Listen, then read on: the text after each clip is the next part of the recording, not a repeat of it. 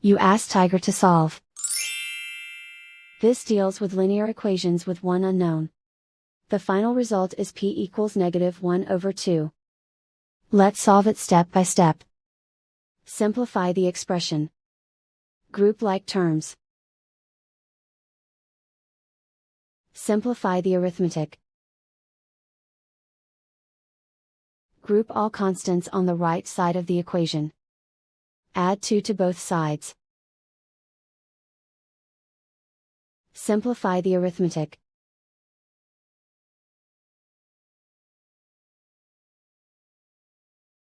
Isolate the p.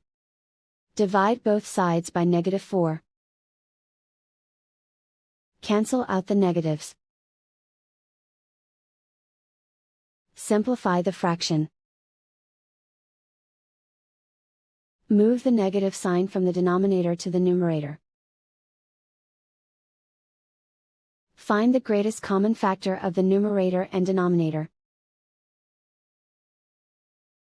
Factor out and cancel the greatest common factor. And so the final result is p equals -1/2.